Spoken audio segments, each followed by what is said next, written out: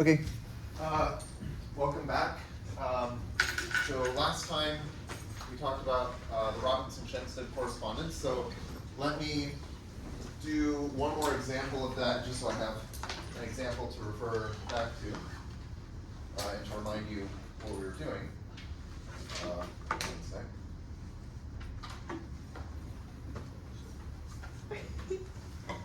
Okay, so I want to apply Robinson-Schensted to the permutation. Let's say pi is 4, 2, 3, 6, 5, 1, 7. So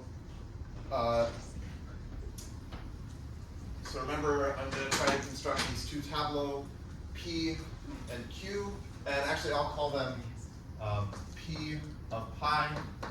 So this is the insertion tableau of pi, and then we have, so this will be here,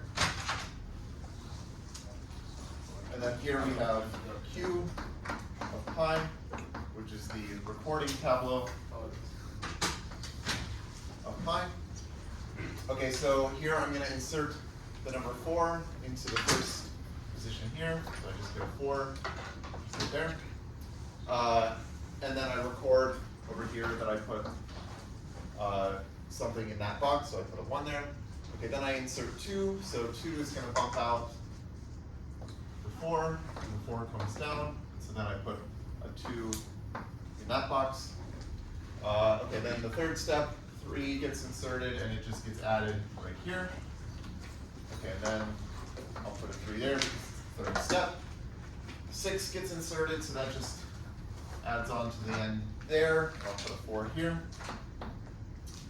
Okay, 5 gets inserted, so it's going to bump out the 6. And then the 6 comes down and gets added there, so I'll put a 5 in that position. And then 1 gets inserted, so 1 bumps out the 2. So the 2 comes down, the 2 bumps out the 4. And then the 4 gets added there. So then I'll add a 6 here because it's the 6th step. And finally 7 just gets added on at the end here. And so I add 7 here. Okay. So we have, I guess we could write RS of pi is this pair of tableau, which is P of pi, Q of pi. Okay. Let me also introduce a little notation. So I'm going to let R sub x of P. Okay, so I'm gonna talk about partial tableau. So a partial tableau is basically like a tableau that I can get like as a partial step in this procedure. So it should be, some tableau with the numbers appearing in increasing order along rows and columns, except you could have some numbers that don't appear, right? So like the intermediate steps in this process with the P tableau, we're constructing these partial tableaux. So I want R sub x of P, if P is a partial tableau, to be the partial tableau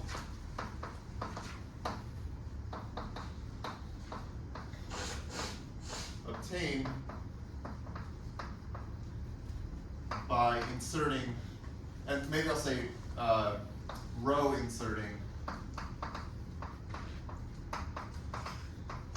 x into P, right? So we have this this insertion procedure, and I'm going to call it row insertion here because there's also an analogous version, which is column insertion, and it's sort of the obvious thing. So with the row insertion that I defined, you start at the first row, right? You want to insert x into the first row. Maybe it bumps something out, and then you go to the second row and you keep doing this until eventually you're done. And column insertion is just the same thing, except you do it column by column. So you try to insert your number into the first column, and then maybe you bump something out and it goes to the second column, and so on. But it's just the same thing, but flipped over the diagonal. So I'm going to let Cx of P be the partial tableau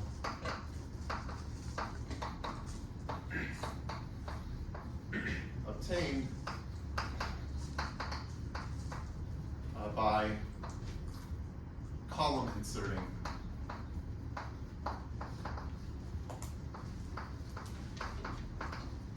X into P. Okay.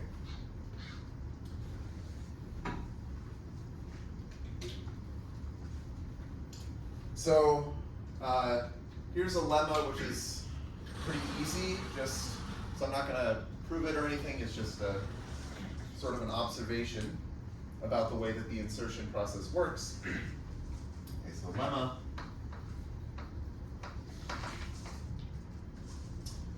So let's say we have some partial tableau P, and X is some number that's not in P, and we want to insert X. We want to do the row insertion of X into P. So let's say, suppose that when we row insert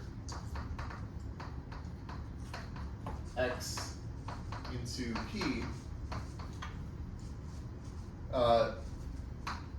the entries X prime, and then X double prime, X triple prime, and so on, are bumped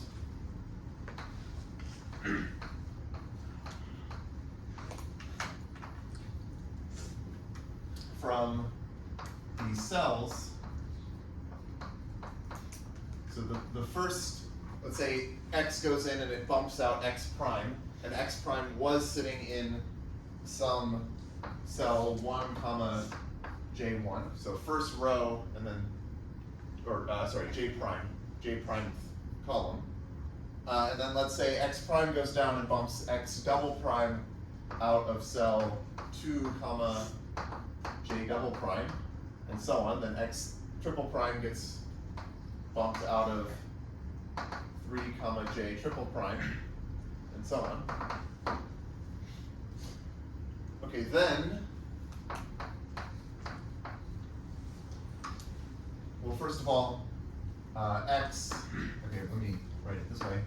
First is that X is less than X prime, is less than X double prime, and so on. Okay, so this is sort of obvious just by the definition of bumping. Whenever you bump something out, you have to replace a number that was bigger. Okay, the second is that the J, so J prime is greater than or equal to J double prime, greater than or equal to J triple prime, and so on.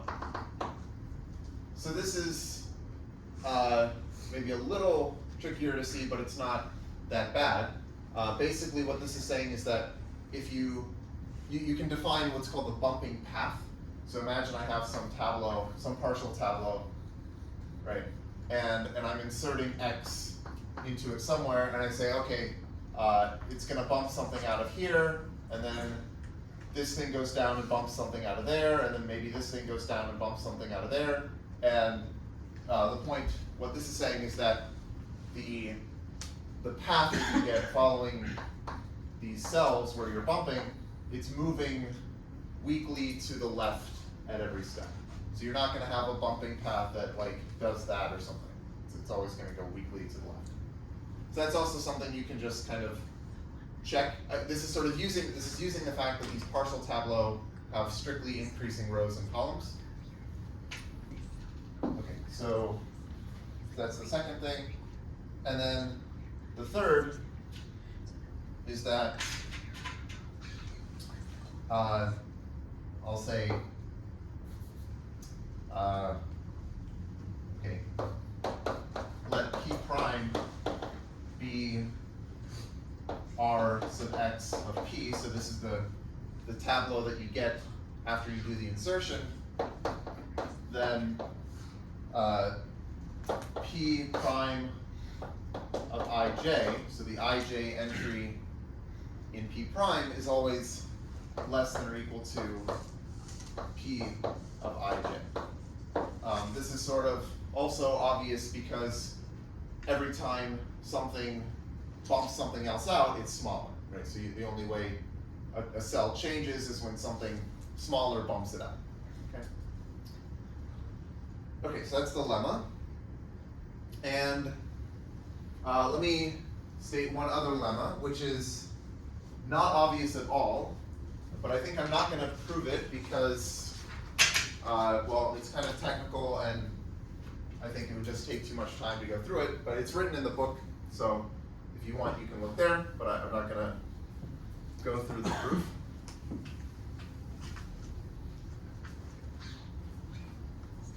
So basically this lemma says that row insertion and column insertion commute with each other. So, I guess, okay, I'll call this proposition.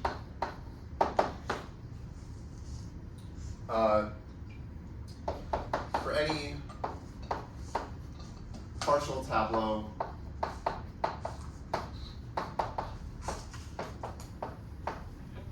P and distinct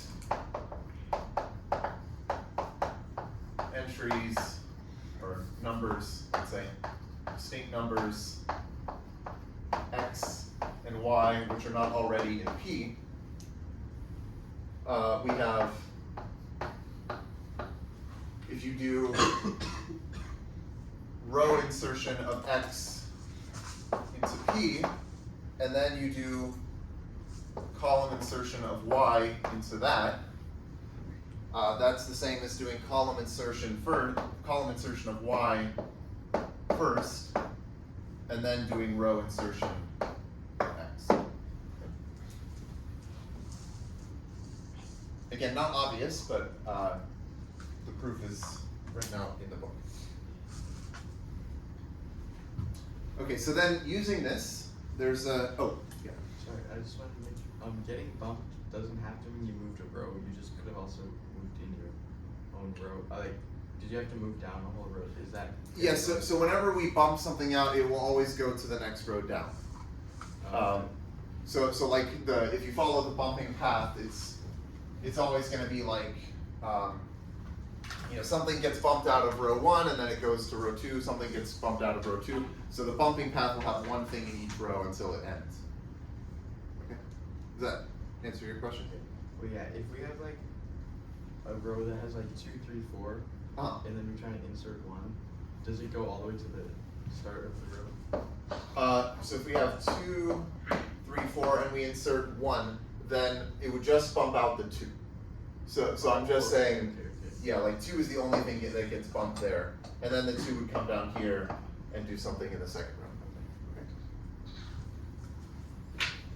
row. Okay.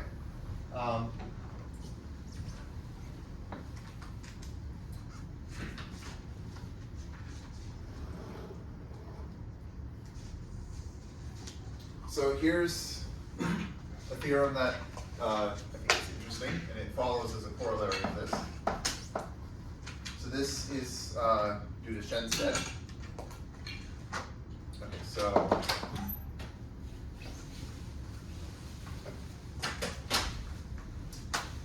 if,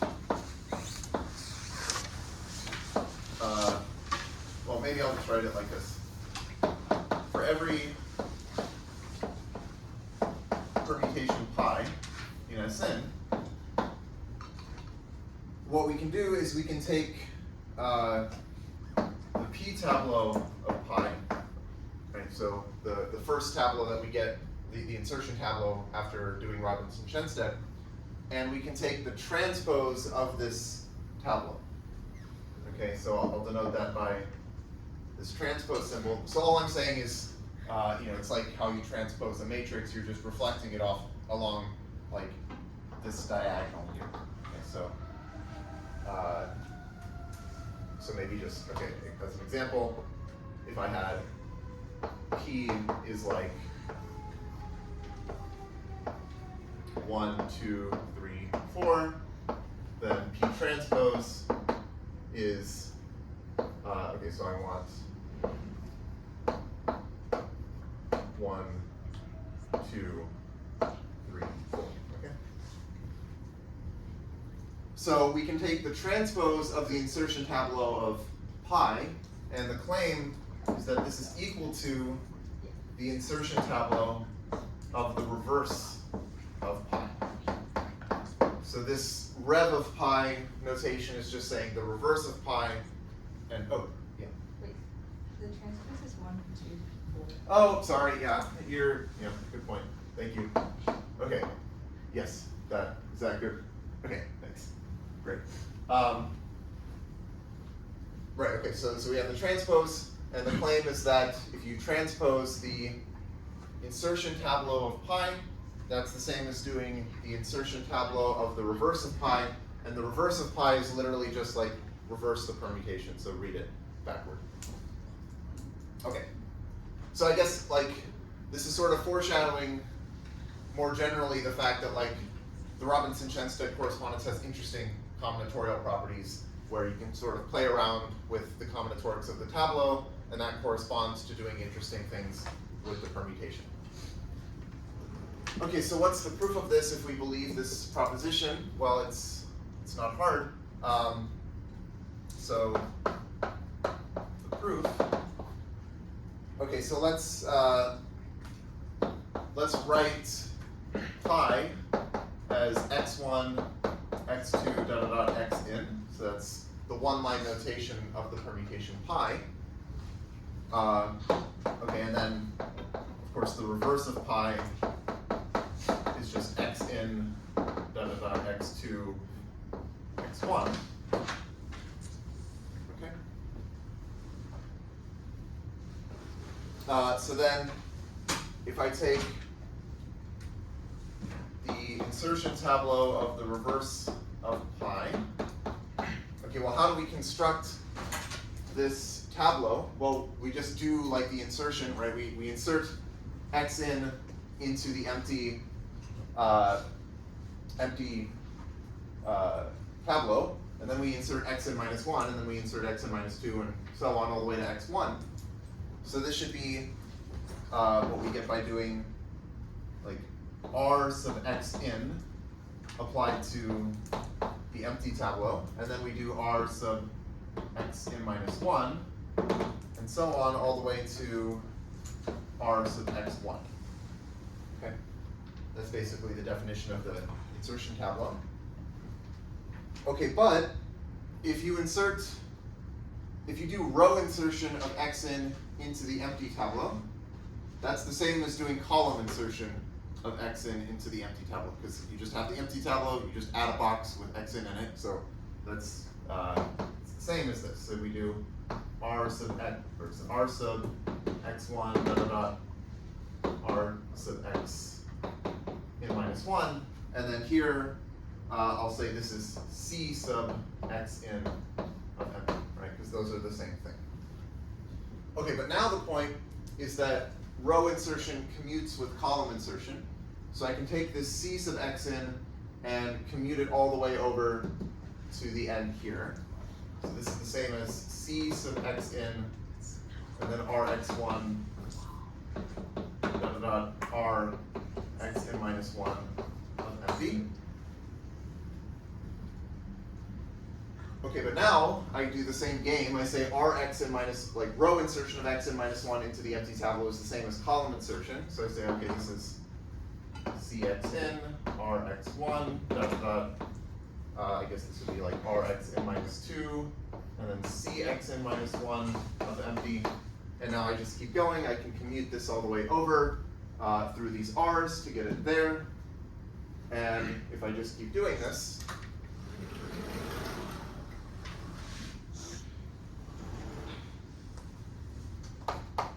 so one more step, I guess, would be cx in minus 1, and then we would have rx1 through rx in minus 2 of empty, and then you just keep doing this until eventually you just have c's, and they're in this this order cx in, cx1 in minus 1, all the way to cx1 of empty. Okay, but then, okay, if you think about it, like, these are the column insertions. So, like, this is exactly what you would, well, okay, maybe I'll write it like this. The insertion tableau of pi itself is just the same thing, but with r's. It's rx in r x in minus 1 all the way to r x1 of empty. And so the point is that you're doing this sequence of row insertions to get p of pi, but if you just do the corresponding sequence of column insertions, you're just transposing everything that you're doing, so you end up with the transpose of this. So this thing is actually just the transpose of p of pi. Okay?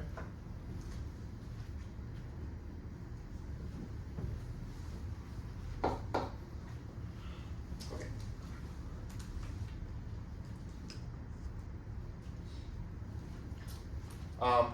So actually, okay, you might wonder, what happens if we transpose the recording tableau, like q of pi, and that ends up being a little more complicated, but also pretty interesting. So we'll get to that later. But for now, we have this. Okay.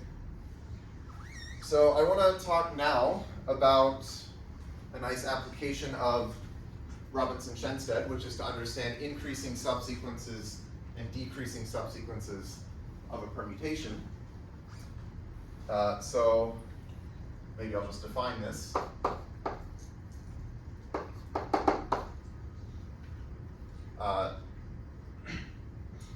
So okay, let's say pi in one-line notation is x1 through xn,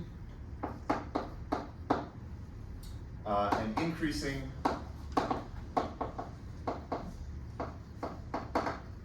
subsequence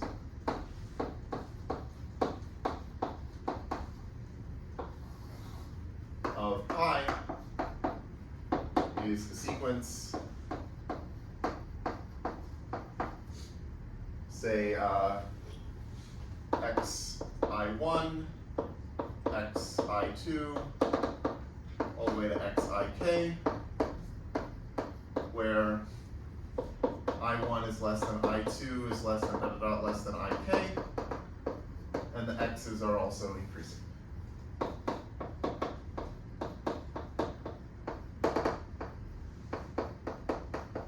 Okay, so it's literally just you pick out some numbers from pi, and they have to appear in increasing order. And so it's natural to ask, what is the length of the longest increasing subsequence in a permutation? Oh, and you can also define decreasing subsequences, right? So I could say a decreasing subsequence is the same thing, except you want the x's to be decreasing. So you have some permutation, you want to understand what is the length of the longest increasing subsequence, or what is the length of the longest decreasing subsequence. So as an example, if I took my permutation from over here, this 4, 2, 3, 6, 5, 1, 7, so pi is 4, 2, 3, 6, 5, 1, 7. We could take, so let's say 2, 3, 5, and 7 is an increasing subsequence.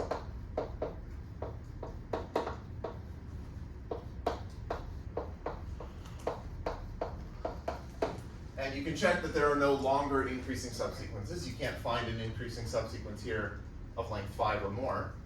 So this is like a longest increasing subsequence. And similarly, you can look at decreasing subsequences. So an example would be like 4, 3, and 1. 4, 3, 1 is a decreasing subsequence.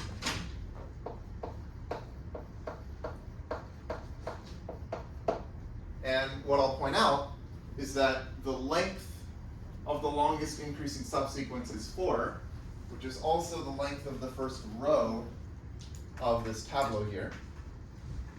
and the length of the longest decreasing subsequence is 3, which is also the length of the first column in this tableau here. And it turns out that those are always the same. So here's the theorem.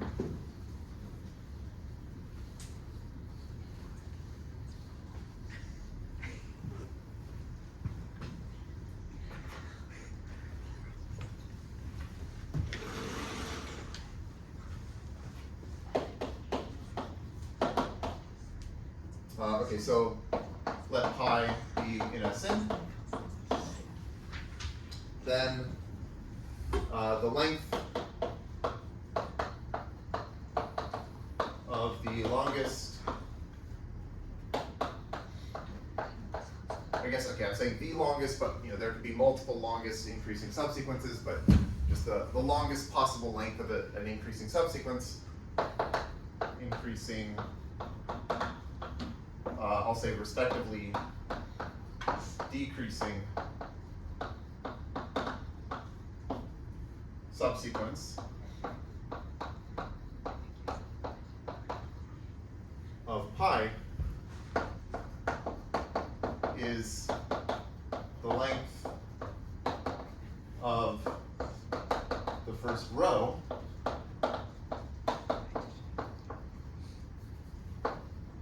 respectively a column of p of pi, or I could take q of pi here because they have the same shape, so it doesn't actually matter whether I write p of pi or q of pi, but the point is there's some shape associated to my permutation, and the length of the first row tells me the longest increasing subsequence length, and the length of the first column tells me the longest decreasing subsequence length. Okay? So we're going to try to prove this. So first, so first note that the statement about columns follows from the statement, or the statement about the decreasing subsequence follows from the increasing subsequence one, just because of this theorem about reversing, right? Because the length of the longest increasing subsequence of pi is the same as the length of the longest decreasing subsequence of the reverse of pi, and then the length of the first column in p of pi is the length of, the length of the first row of p of pi is equal to the length of the first column of p of pi transpose, which is also p of the reverse of pi. So, so the statement about decreasing subsequences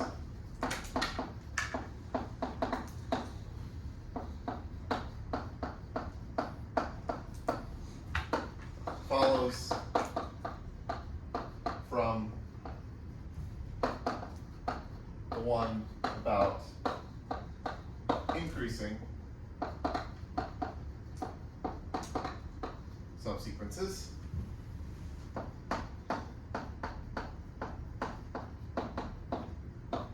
Because of this fact that p of pi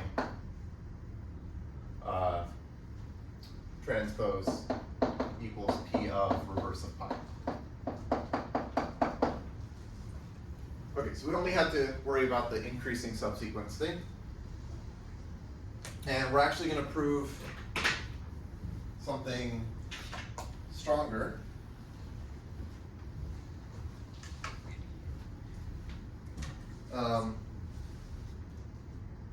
Okay, so for what I want to prove, I'm going to let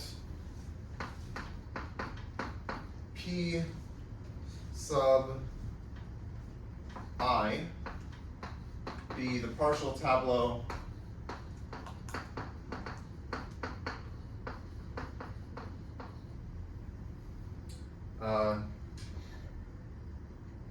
well, okay, maybe I'll write it this way.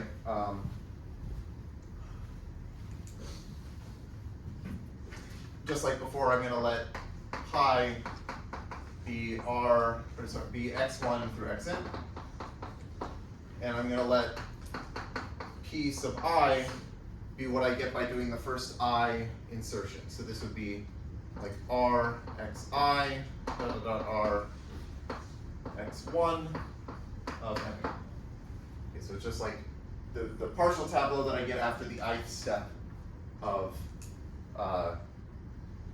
Robinson-Schensted. Okay. So the claim is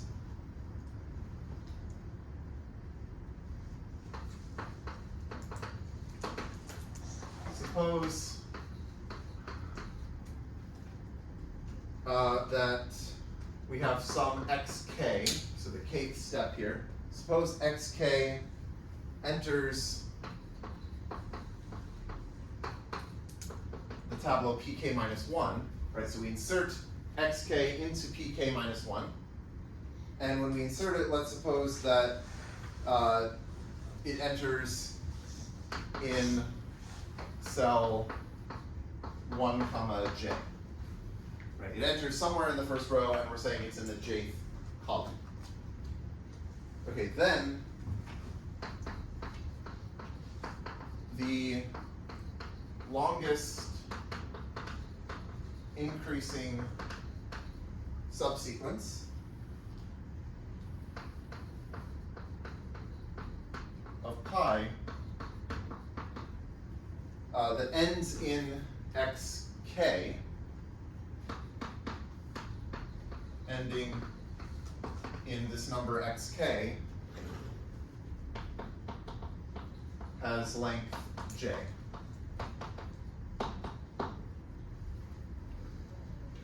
Okay, so like as an example, if I go to this permutation, and I have my, okay, let's do it here.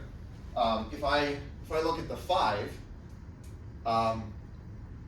at some point, like I guess when I inserted the 5 wound up in this this box in the third column, and you can check that the length of the longest increasing subsequence here that ends with 5 is 3, because I could take, for example, 2, 3, 5, but there's no longer one. Maybe as another example, when I inserted, okay, let's say, is there a better example? So when I inserted 6, where did that go?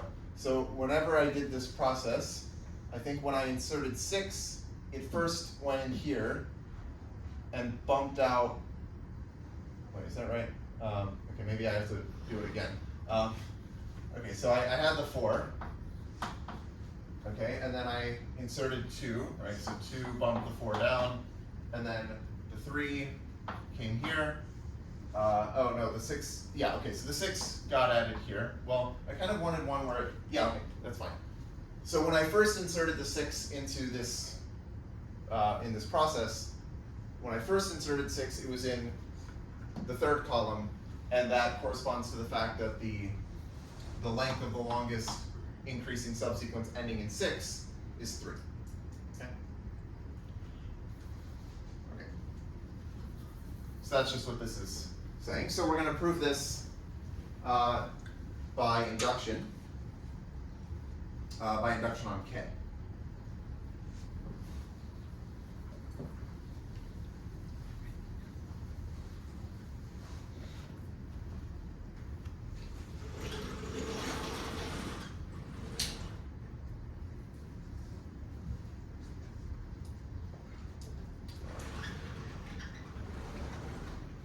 So there are 2 steps.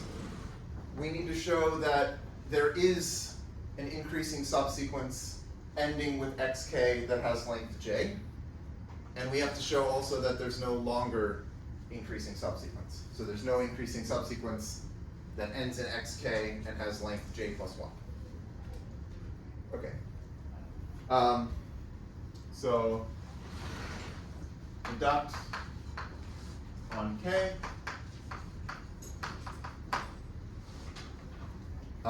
I guess, okay, k equals 1 is trivial because when you insert the first number, it ends up in the first column, and the length of the longest increasing subsequence that ends at the first number, well, it just has to be that number, so it has like 1, so that's fine. Okay, then, okay, so we want to show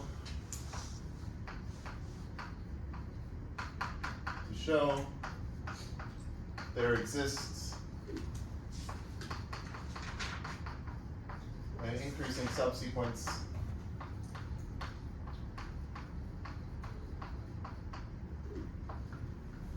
of length j ending with xk. So I'm going to let y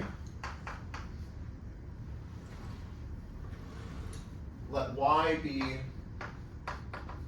the, well, okay, maybe I'll just write it as y equals p k minus 1 of 1 comma j minus 1. So it's the entry in row 1, column j minus 1 in the tableau pk minus 1. Okay? Okay, then, note that y is less than xk, because when we insert xk into pk minus 1, right, we have, like, here's y, and we inserted xk into cell 1 comma j, which is here, and just by the definition of how we do the insertion, this means that this had to be, that had to stay increasing. So y is less than xk. And also, we know by induction that there exists, so by induction,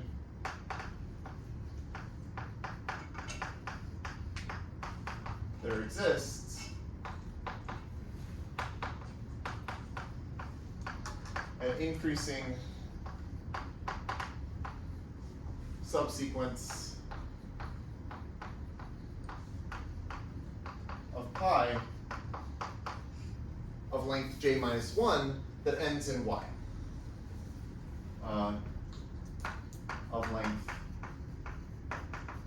j minus 1 ending in y, and that's just because whenever we inserted y, like at some point we inserted y, it had to get inserted into this cell, right? Because that's where, like, it never got bumped anywhere else, so it got inserted into that cell, and so by induction, there exists an increasing subsequence of length j minus 1 that ends in y. Okay, well now we just take that increasing subsequence and we add on xk, and that gives us what we want. So just add xk to the end of that subsequence.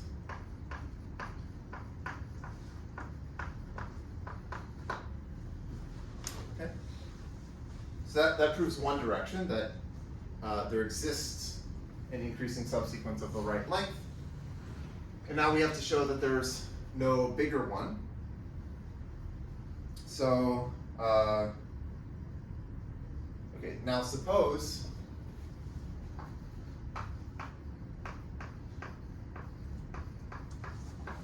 there exists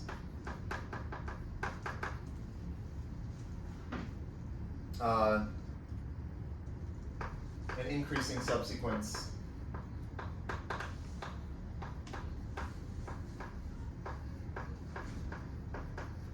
of length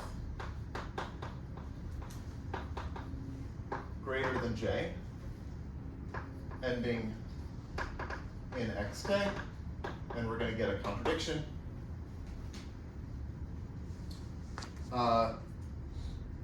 Okay, and I'm going to let x sub I be the number right before xk in this subsequence. It'd be the number right before xk in this subsequence. So it's the penultimate element of the subsequence. Okay, so then by induction, so by induction,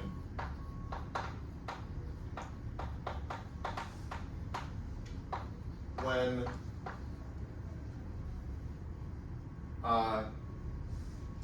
actually I wonder if this becomes easier if I just say j plus 1. I mean, it suffices to consider j plus 1.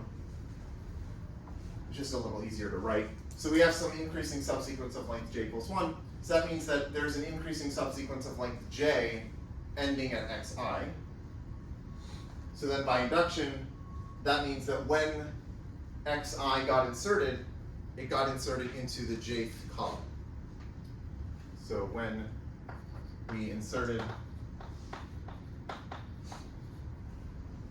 xi, it was placed in the cell 1, j. Okay.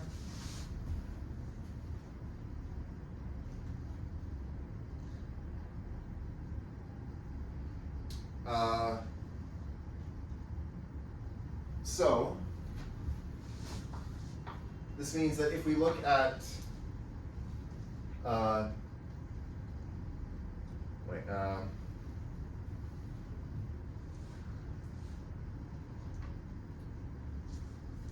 one. Okay, so piece of I guess all I'm saying is piece of I of 1, j is xi.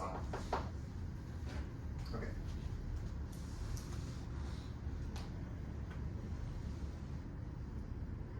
Okay, but then we know that every time we do an insertion, okay, this is this third part of this lemma, every time we do an insertion, the number in a particular box can only go down.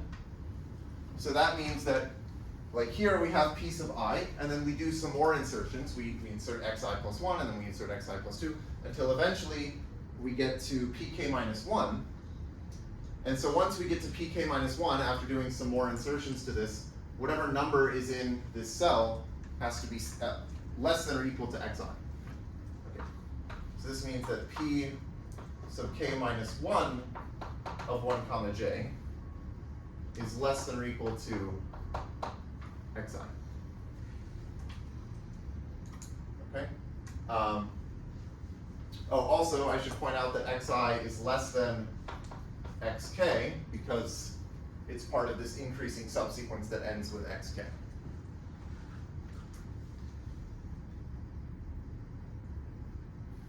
Okay, but this doesn't make sense because we're assuming that xk, when we insert xk into the tableau of pk minus 1, it ends up in cell 1, j. That's how we define j.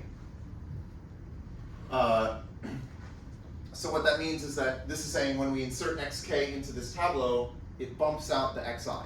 But that can't happen because xi is smaller than xk, and so you can't bump out something that's smaller than you. Okay, so this is a contradiction.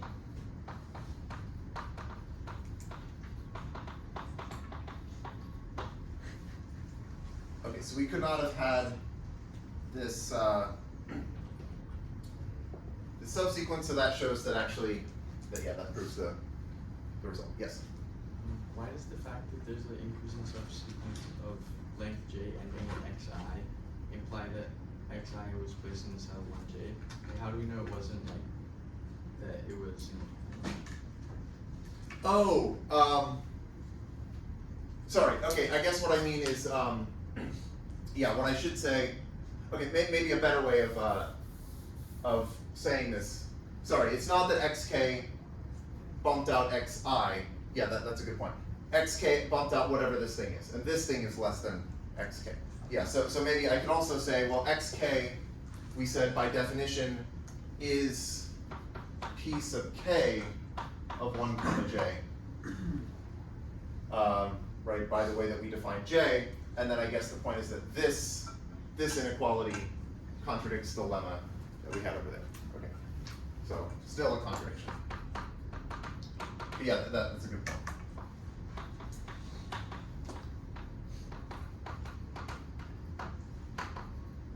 Okay. Any other questions?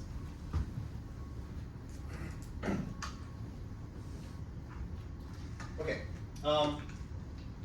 So this ends up being like an interesting fact that actually has nice application. So a while ago, there was this famous open problem, which was if you choose a permutation uniformly at random from Sn.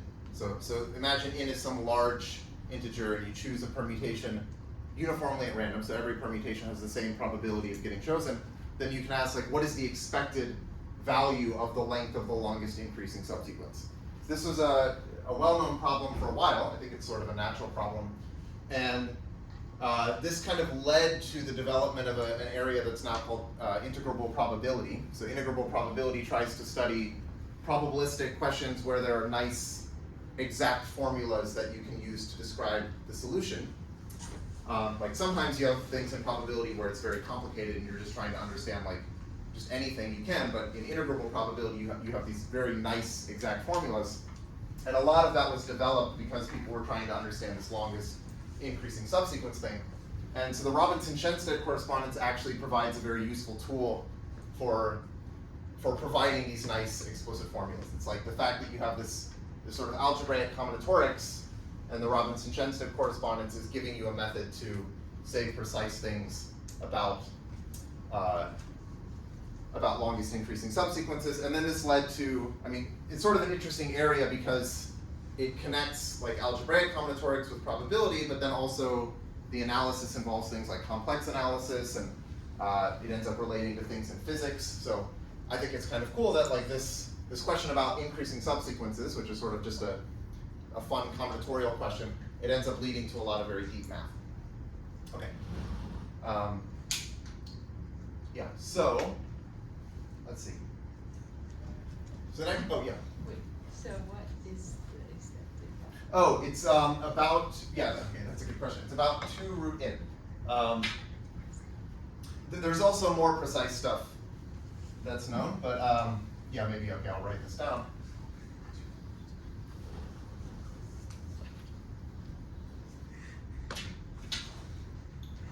Yeah, so theorem.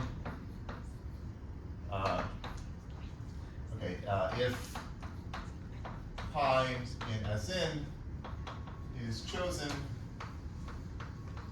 uniformly at random,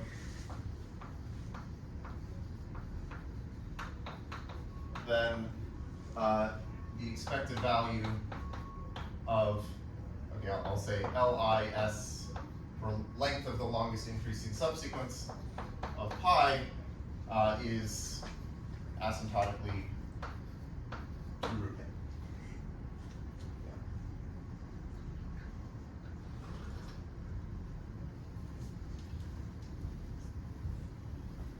Yeah. Okay. Yeah, so I want to talk about a natural equivalence relation that you can define on the symmetric group, where you say that 2 permutations are equivalent if they have the same insertion tableau. Okay? So, the definition, say permutations pi and pi prime in Sn are P equivalent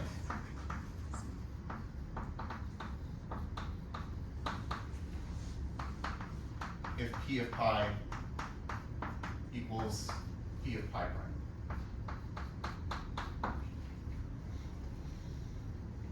And we'll denote this by saying pi with a little tilde, or so maybe, okay, I'll write it as this thing with a P, pi prime. Okay.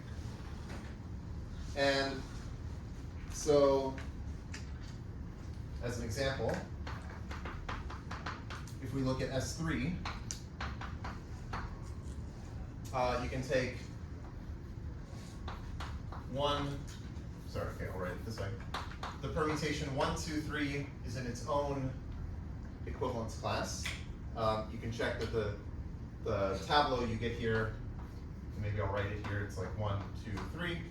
That's the P tableau. And then you have 2, 1, 3 is in the same class as 2, 3, 1. Okay, and this is this corresponds to this tableau, which is 1, 3, 2. Right, so you insert the 2 gets bumped, and then the 3 comes in. And similarly there, you have the 2, then the 3 goes in, and then the 1 bumps out the 2. Here you have 1, 3, 2, and 3, 2, 1. Or sorry, 3, 1, 2. Yeah, 3, 1, 2. And that is this tableau 1, 2, 3. And then finally there's just 3, 2, 1, and that gives you the tableau 1, 2, 3 like that. Okay?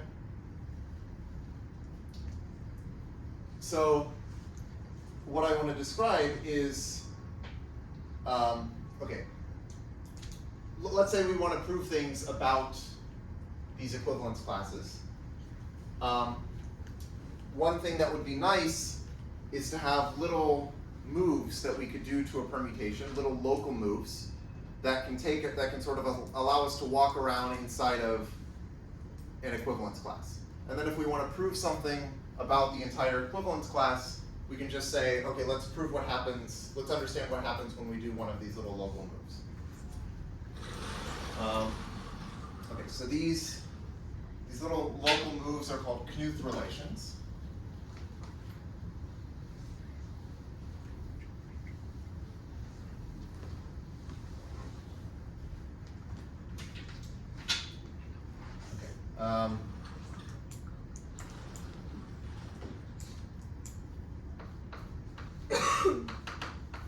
So suppose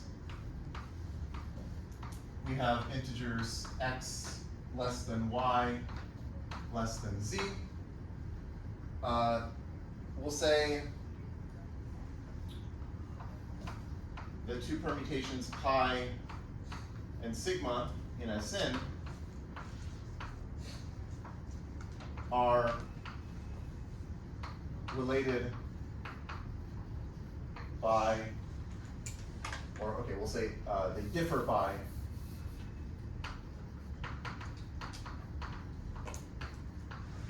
a Knuth relation of the first kind.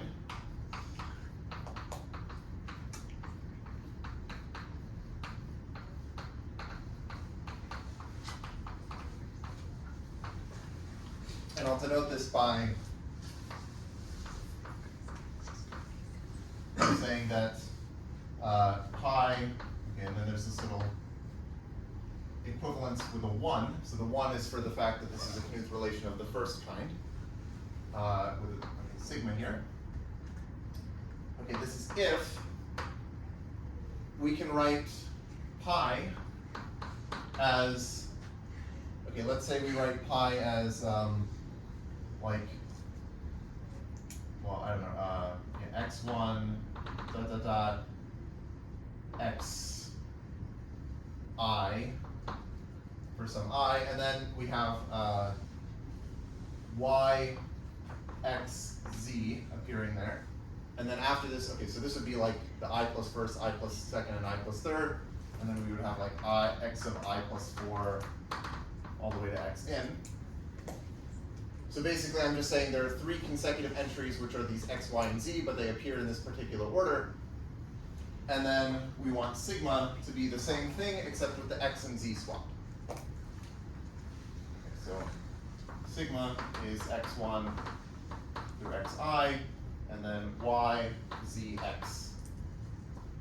xi plus 4 through xn. Okay, so the way that I think about this, I like to imagine permutations as like plots of numbers, right? So if I have like, okay, maybe I'll just draw an example. If I had something like 3, 1, 4, maybe there's a 2 and a 5 there. Okay, so if this is my pi, I like to imagine this as like a bunch of dots with different heights. So I'll have a dot of height 2, and then a dot of height 3, and then a dot of height 1, and then a dot of height 4, and then a dot of height 5. Right, so the heights here are like 2, 3, 1, 4, and 5, and this is representing 2, 3, 1, 4, 5. And then I might, so what I can do is I can say, okay, what is this Knuth relation of the first kind doing? Well, it's saying that I have 2 consecutive dots, so say these here, and I want to swap them, but I'm only allowed to swap them if the thing immediately to their left is between them. So it's sort of like there's this extra dot that is providing these 2 dots with the ability to swap. Okay, so if I had like, say sigma was 2, 3, 4, 1, 5, which I could draw as like 2, 3, 4, 1, 5, then it's just saying I can swap those 2 dots because there's this little dot between them in height, which is immediately to their left. Okay, so that's a Knuth relation of the first kind. There's a very similar Knuth relation of the second kind, which is just where y is on the right of the x and z.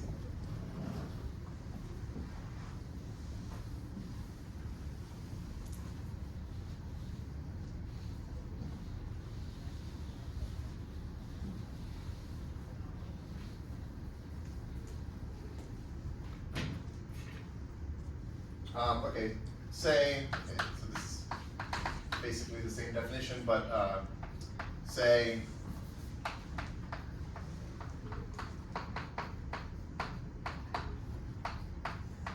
pi and sigma in Sn differ by a Knuth relation of the second kind.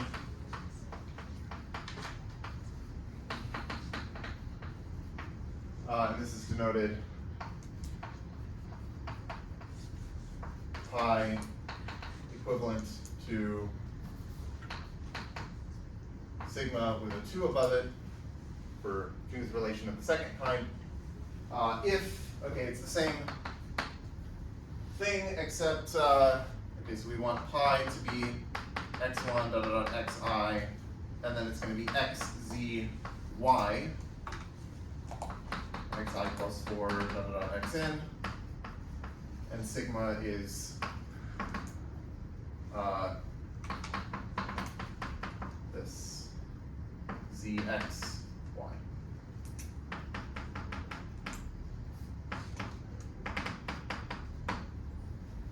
Okay, so if I had the pictures with the dots, then this is saying that if I have like this kind of a configuration, where I have 2 consecutive dots, and there's this other thing between them in height, which is immediately to their right, then I can swap them to get this. Okay? Okay, so the point of this is that what we're going to show, okay, well maybe I should add one other thing. 2 permutations are, well, 2 permutations, let's say pi and sigma in Sn are Knuth equivalent.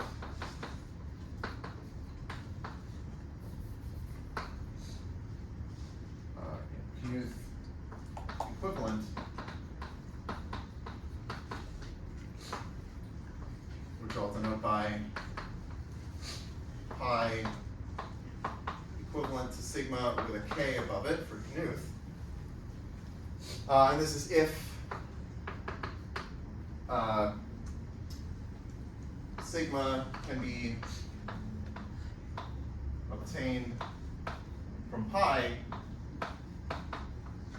by a sequence of Knuth relations.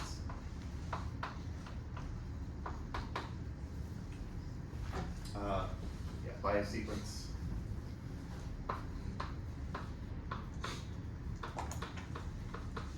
of Knuth relations of both kinds.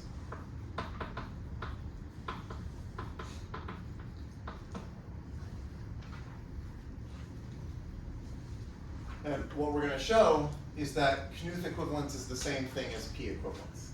So like for S3, you can see that these are my P equivalence classes, but if you're allowed to do these Knuth relations, you can take the 2, 1, 3, which looks like this, and you can take 2, 1, 3, well, whatever. Yeah, you can take 2, 1, 3 and you can turn it into 2, 3, 1, because that's this Knuth relation of the first kind. And 1, 3, 2 is related to 3, 1, 2 because that's a Knuth relation of the second kind, which is this thing. Right, this is 3, 1, 2 and 1, 3, 2. And then these two are on their own because you can't do any Knuth relations to 1, 2, 3 or 3, 2, 1.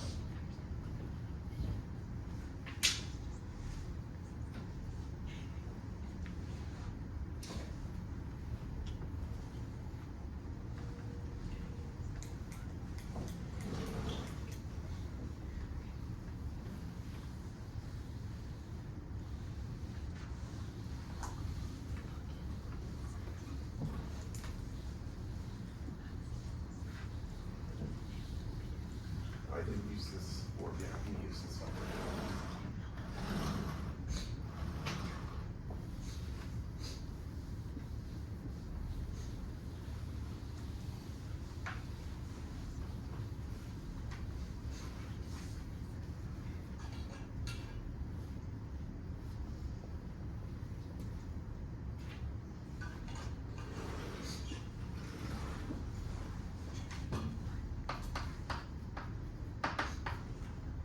So pi is Knuth equivalent to sigma if and only if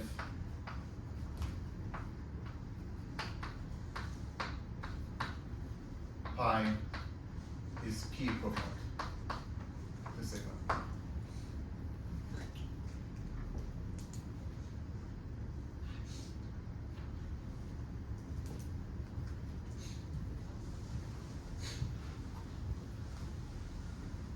Okay, so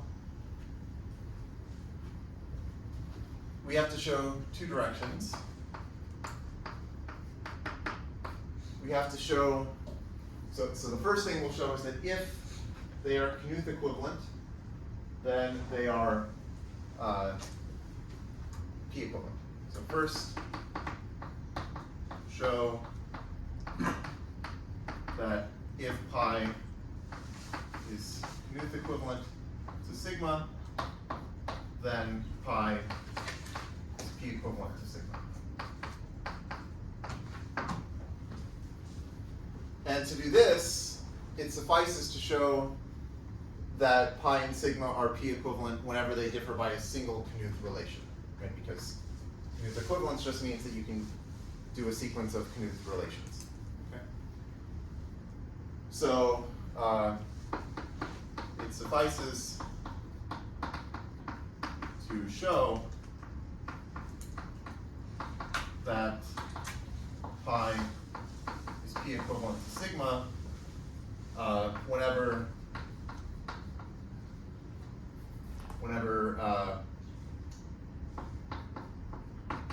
they're related by a Knuth relation of the first kind, or they're related by a Knuth relation of the second kind. Now, the second kind follows from the first kind. So if we can prove this for whenever they differ by a Knuth relation of the first kind, it will follow that they are P equivalent whenever they differ by a Knuth relation of the second kind. And this is because we have this transpose thing. Okay, so maybe I'll just say that if pi is Knuth equivalent, or sorry, if pi is related to sigma by a Knuth relation of the second kind, well, that implies that the reverse of pi is related to the reverse of sigma by a Knuth relation of the first kind, just because reversing permutations is just changing this type of Knuth relation. And so then if we can show that this implies, okay, so maybe I'll say this part, like, we will show that this implies that the p-tableau of the reverse of pi equals the p-tableau of the reverse of sigma. So this is what we'll show, but then that will imply that, I mean, this is just the transpose of p of pi, and this is the transpose of p of sigma. And so if the transposes are the same, then that implies that they're also the same. So that would imply that pi is p equivalent to sigma. Okay, so we just have to show that if they're related by a Knuth relation of the first kind, then they have the same p-tableau.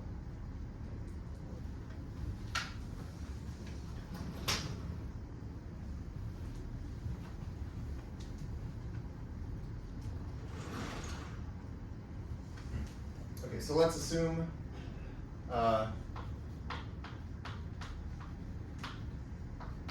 pi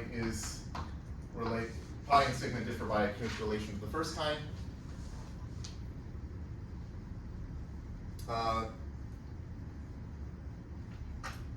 Okay, so let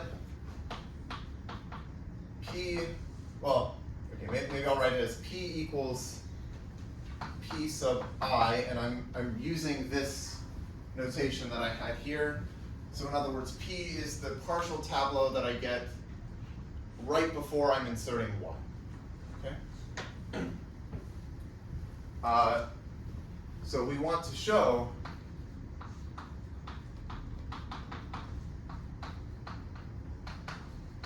that if we insert y into, so okay, I'm keeping the same notation.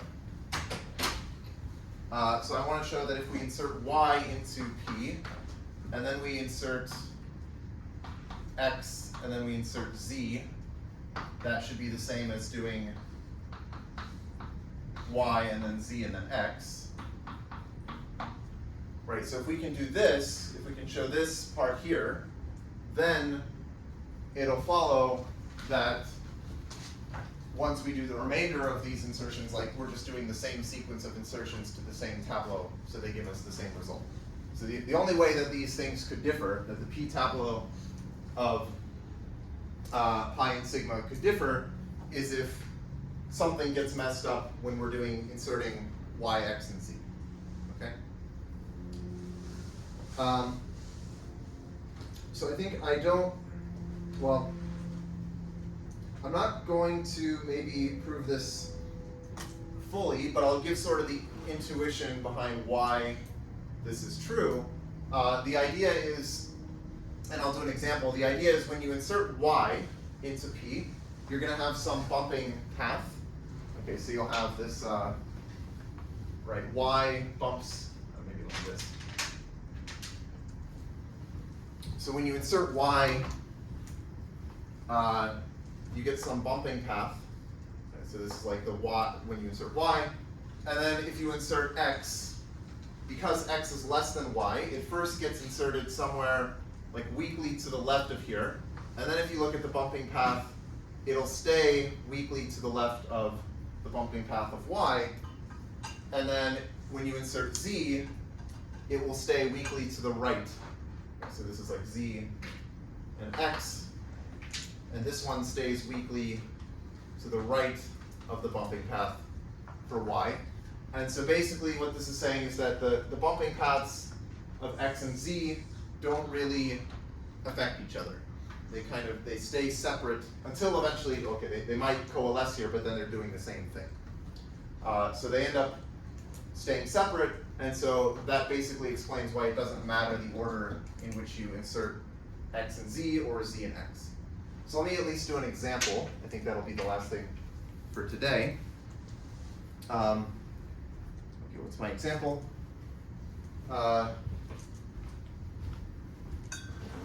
So let's say I have this partial tableau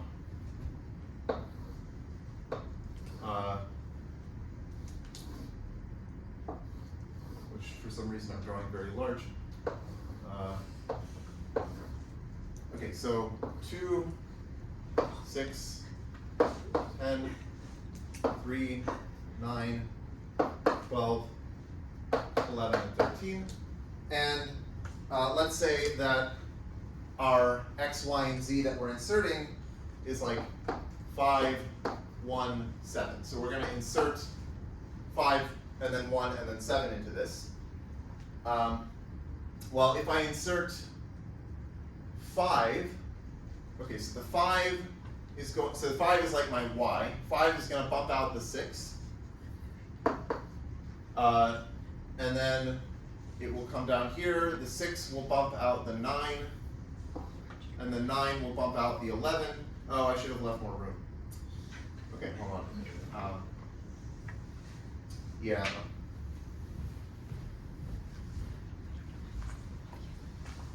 Okay, I still have a few minutes.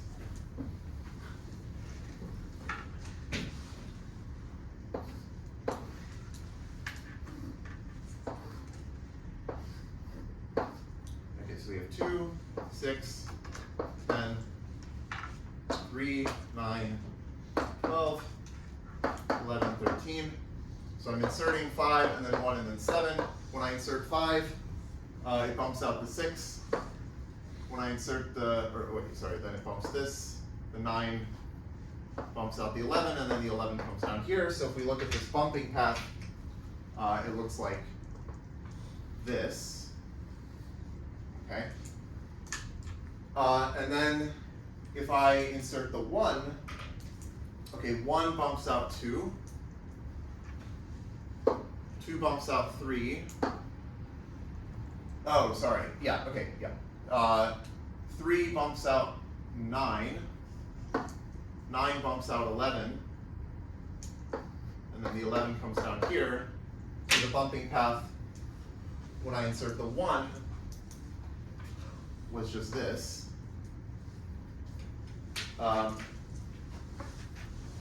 And when I insert the 7, okay, 7 bumps out the 10. 10 bumps out the 12. 12 bumps out the 13. And 13 gets added here. So there my bumping path was this thing. And basically the point is that like the blue path is not really interacting with the red path. Okay. Yeah, in theory, okay, they could have interacted at some point when they, well, yeah, okay. I think this is basically the intuition that I want to get across. So okay, this is why it doesn't matter the order that you do them, and this is why the Knuth relation preserves the p-tableau. Okay, so that's like one direction if you believe this heuristic here. So that proves one direction, and then the next time we'll go in the reverse direction and show that if they have the same p-tableau, then they have to be Knuth equivalent.